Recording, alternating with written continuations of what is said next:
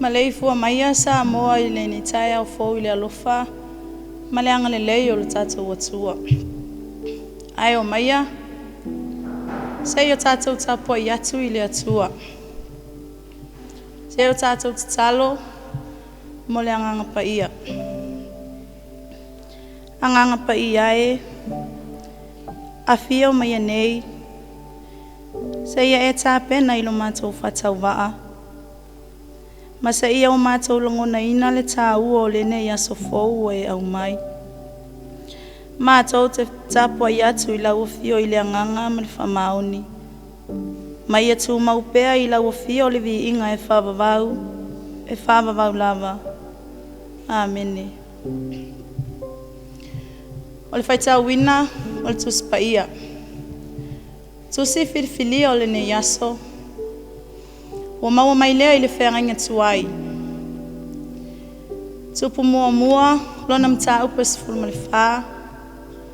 A mata le faitau le foi upu mua e whangata le foi upu sifuru ma le walu. Tupu mua, lona mta upu sifuru ma le wha. A mata le faitau le foi upu mua e whangata le sifuru ma le walu. Ai ole a o faitau wina na ole foi upu sifuru ma le lima. E fia failea ma matua o le Upu Fou o le nei aso. Whaafofonga maia, ia fionga pa ia le atua. Au wae taia e le alii o Israelu. E peo le ua lulu ina I le vai. Na te lia ina foi Israelu ai le neinu ule leina ia foa ina I o lātou tamaa. Na te whaata ape foi a te I lātou I tala atu o le vai tafe. Au a ua lātou whaia o lātou tupu o a saira. Ua wha ono ai I le ali. Wha manuia mai le atua le whaitau wina o lana fionga pa ia. Foi I le atua le vi inga. Matu mauai e o I le whaavavau. Amene. O le launga I le suafa mamalu o le atua o le tamaa. Le alo. Ma le anganga pa ia. Amene. O le manatu autu o le nei aso I le tusi faitau waso o le ekale sia o lo whapea mai. Uiga leanga. Ivo. Uiga leanga. Ivo.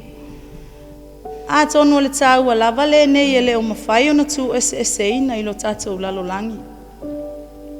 O le vālea o le lelei ma le leanga.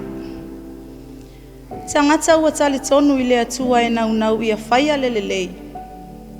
Ma ia maua whaamanuianga mai le atua. O tangata o le lalolangi. O I lātou ua sua malia I o lātou uolanga. Leanga sala ma le leanga. Au wafo I o leanga sala. O le mea lea ua tupu mai ai le leanga. Ua wā ai le tangata ma le atua. Ua le aise feso ta inga le lei le wā o le tangata. Ma isi o na uso a tangata. Ma ua usi ta ai le leanga ia te ia lava. O na tupu lea o le leanga. Ma ua lewa aia I totonu o le ola. Se mea le lei. O le whaitaunga o le nei aso. Mai le wheanganga tuai. O loo whaamatala ina aile no fua inga le tupu o Yeropoamu. O Yeropoamu. O ia o le tangata mai le tu a inga o sa Efraima. Sa avea o ia ma tangata e au ona ia Solomona. I le taimi o lona no tupu. Ae nai loa fo ia Solomona. O Yeropoamu o se tangata maalosi, ma le ngalue le lei. A au avea ma au ona ia te ia. O le ala lea na tofi ai e Solomona Yeropoamu. E whai mataita ia I lātou, o loo ngalulua e ati na ele malo. Ai foi, o le ala lea na mau ai loto o tangata e toa tele.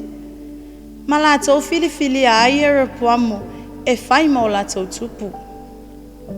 O na sa Manatu I lātou I lona lelei. a o avea ma au auna.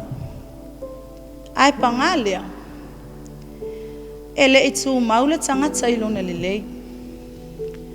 Ua suia i Arapuamo mai tūlanga sa o lai. O se au auna lelei, a ua avea ma tupu leanga, ma faa tupu mala. O tala i lana nofo a inga. O tala i faa pau pau.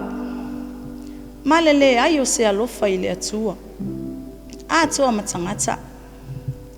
Ua Manatu lava i Arapuamo ia i lona loto. Ma ua uno ai ma se ava noa mo le atua i lana taita inga. Ata nā o taita inga leanga. A o le popo lenga mo tangata leanga. E a mata mai i maunga manuia. E a mata mai foi i whaatumutumunga malaia. O le vaenga moni lea e pei o na moli mau le faitau ngole nei aso. Ua malaia le nuu. E o lava i le loto i fale o a inga.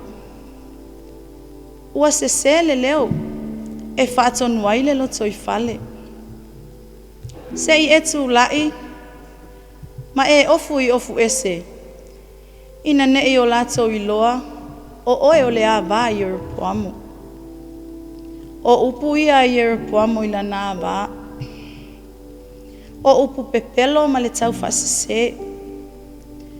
O ma whauwhaunga o lo whausi ai, tonga fiti. O le anga maanga sala. O le upu moni. Ua ngalo ia i Arapuamo.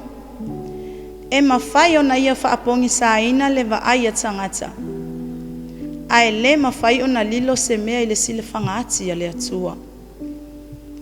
O au ona whamao ni foi a le atua. E whaapula ina pea e le atua o lato mata. A o iai i le tautua ino le ngaluenga. O akia.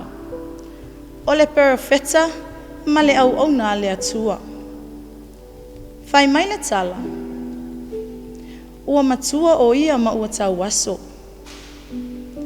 Ai ui ina toia ina.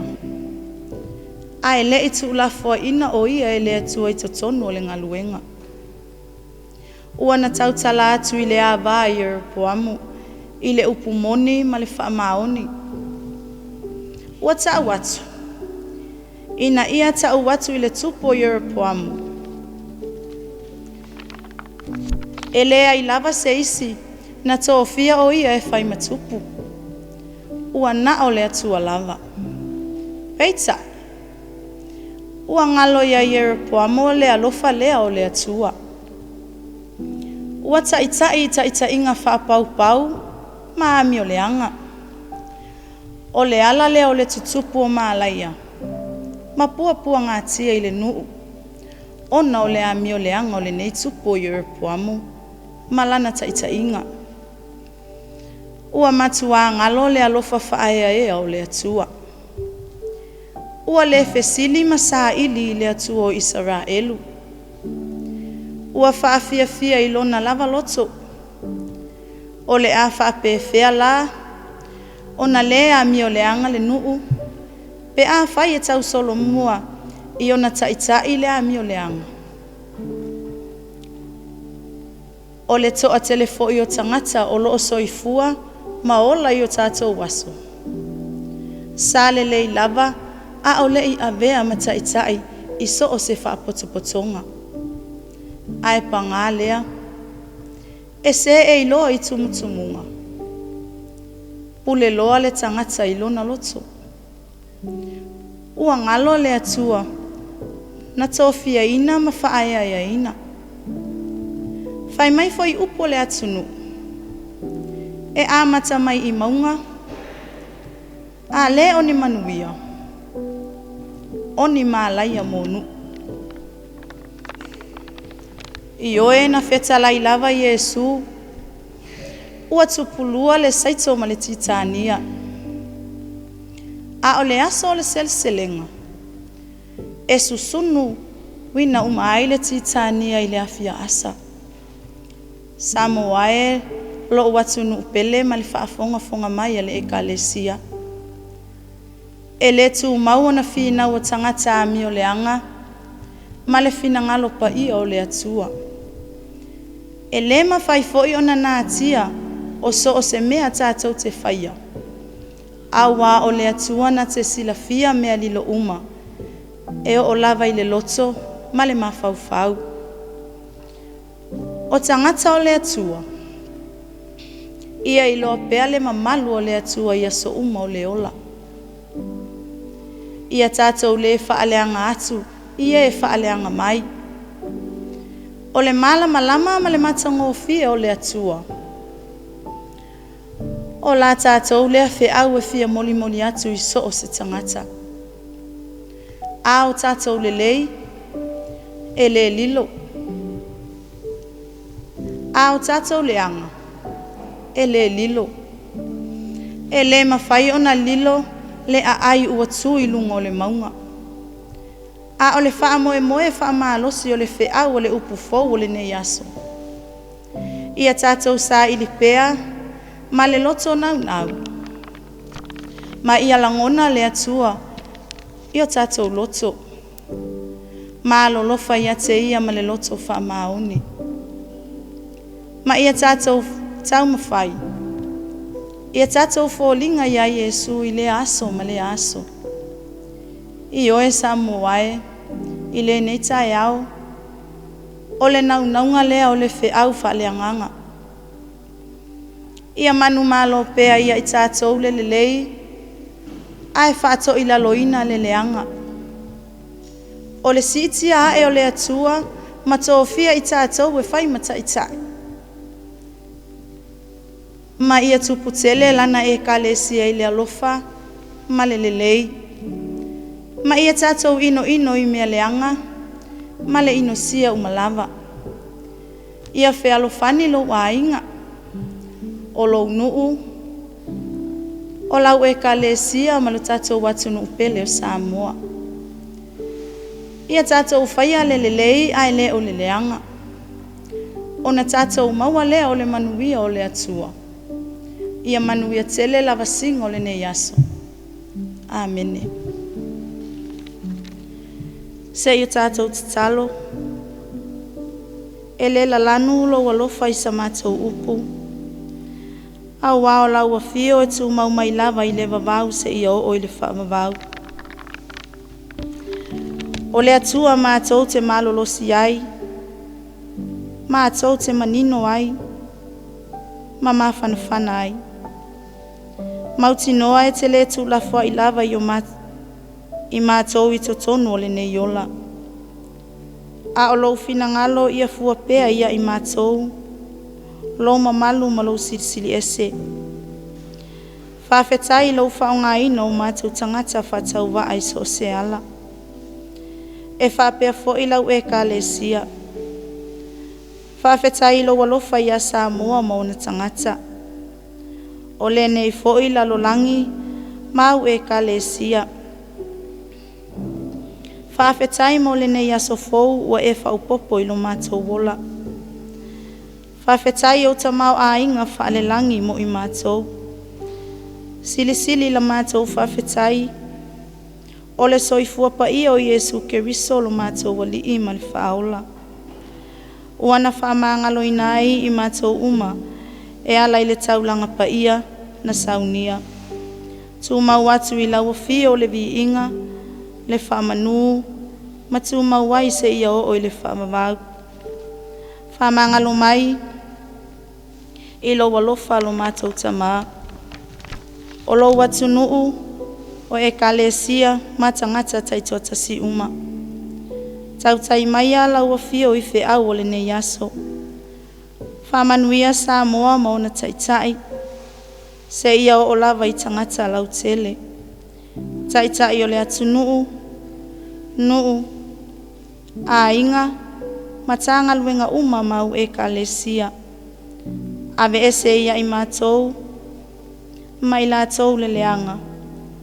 A ia mātou fia e savavali i ala o lau fio. Se ia o lava i lunga, I ungo mātou aso.